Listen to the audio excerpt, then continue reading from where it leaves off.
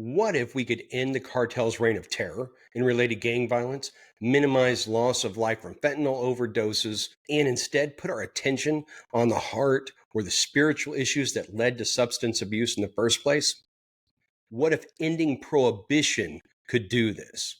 What if allowing the legal production and sale of such things would accomplish this? Today, in episode 7 of the Just a Thinker podcast, we ask this question: would ending prohibition on narcotics and other currently illegal drugs harm the church? I am your host, Brian Budka, and want to ask, do we as believers support public policies that are incongruent with a biblical worldview? And if so, how would we know? How should a biblical worldview inform our approach to criminal justice, education, immigration, prohibition, taxes, and more from a public policy standpoint? We're all capable of thinking critically about these subjects, even if we're not an expert in a specific area. But are we thinking biblically about them? Or is it possible, as believers with a biblical worldview, that we've not fully considered our approach to these subjects in light of how Jesus handled the relevant situations of his day? Should we not at least consider the possibility that our approach is influenced more by the world's norms and ethics than those of Jesus? Is it possible that what Jesus said then could still have a powerful impact upon today's politics in precisely the place where ethics meets public policy and elsewhere? I think so. Let's ask ourselves, what is our end goal that we had in mind with these laws to begin with? Was it to create the cartel and related violence? Was it to increase the tax burden to pay for the militarized police force required to fight off the gangs and the cartel? Was it to see more men in prison for nonviolent offenses? Ending prohibition would neither harm the church nor prevent us from doing the Lord's work in helping those who are affected by drug abuse. Did you know that your medicine cabinet is the greatest gateway drug to heroin and other hard drugs rather than cannabis? Examining national level heroin data from the general population, which includes those in treatment and those not in treatment for some sort of pain-related situation, indicates that 80% of heroin users self-reported using prescription opioids prior to consuming heroin, abusing heroin. And this is according to the National Institute on Drug Abuse in their October 2015 issue. In the New England Journal of Medicine, an article from January 14, 2016, the relationship between prescriptions for opioids and increasing heroin abuse rising in a similar fashion is well documented. This was tracked between 2009 and 2014. No doubt it is worse today. The issue isn't legal or illegal because both are on the rise. If we end prohibition, then crime across the country will be on the increase. This is the sentiment of most, but we don't see that in Colorado long term. After their ending prohibition on cannabis, yes, the number of court filings charging a violation of the Colorado Organization Crime Control Act related to marijuana jumped sharply after their legalization in 2009 from 31 in 2009 to 119 in 2017, but they declined down to 34 instances in 2019, right at the levels of pre-legalization. Is our goal as believers to see people made whole and come to know Jesus, or to merely see that things that separate us from God, sins, made illegal, and to use the state to legislate our morality, freeing us of the burden of being doers of the word versus hearers only?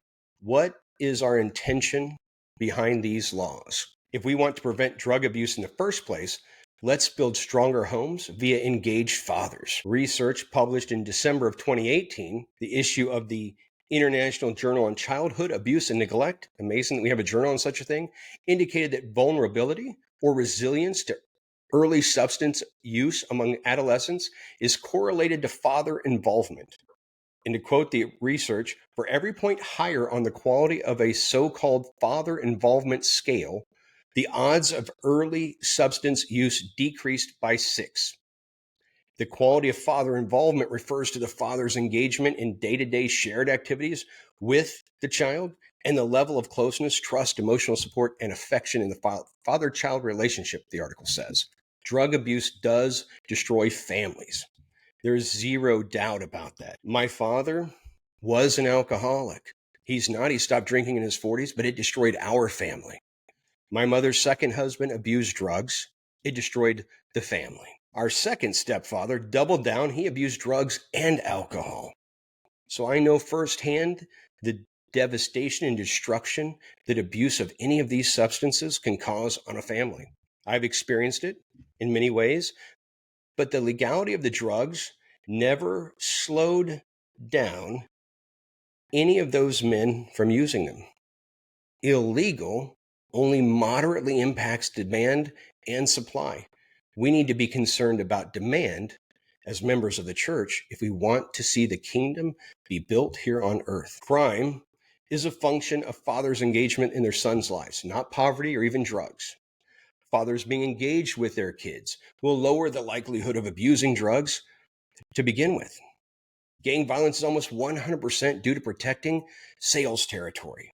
Sure, there's probably some low-level street thugs that really are tied to their colors or their gang affiliation, but ultimately, they are managing the marketplace. It is true, some crime very much can be associated with maybe robbing and stealing to pay for their drugs. Ending prohibition would not harm the church, though it would help us in doing the Lord's work by caring for those impacted by drug abuse better. All of us as believers want to see society thrive and avoid the pitfalls of substance abuse. The gateway drug to the worst abuses is in most of our homes today. Check your medicine cabinet for any leftover pain meds from any surgery or injury you might have encountered. Crime may go up slightly if we legalize drugs that are currently prohibited, but it would come down, as we saw in Colorado. There's strong likelihood that nationally we would see it decrease well below prohibition levels because the cartel and gang-related violence would pretty much be eliminated overnight. And if we thought prohibition would truly decrease demand, we should know better because it does not. Laws do not change hearts, and we are in the heart-changing business as believers. This is vital to remember. Making these changes will do the following. It'll reduce crime because the cartels and gangs will no longer have a monopoly on the market, needing to protect it with violence. Making these changes will do the following. It'll reduce crime because gangs and cartels will no longer be protecting their sales territory. They will not be resolving disputes with violence. Because now what will happen is those drugs, we would not only, in this suggestion, this thought experiment, is not only to legalize the consumption of these substances, but to legalize the manufacture, distribution, sale, and consumption, possession of. And what does this do? This ensures that what the person is buying is properly labeled. If they overdose, you can sue them in court instead of having to try to hunt them down and kill them. This is very, very important.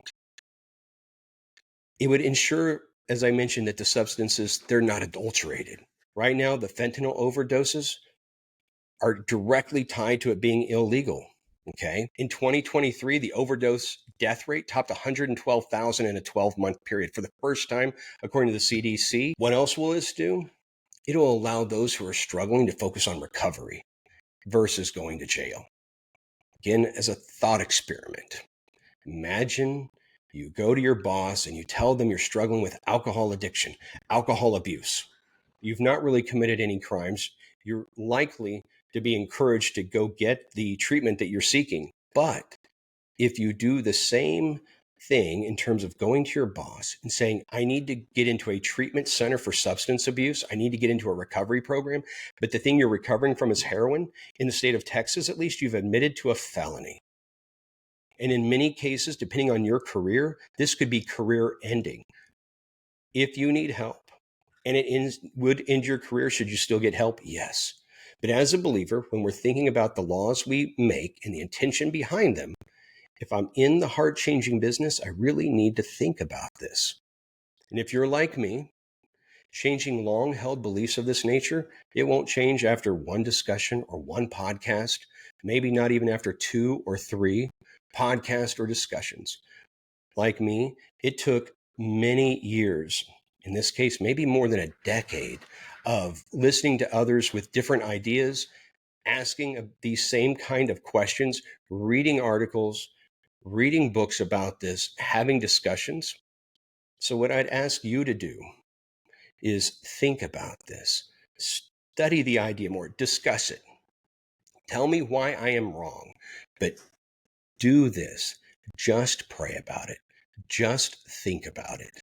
And perhaps in a future episode, we'll do a live call in where you can tell me why I'm wrong and we can have a discussion about it.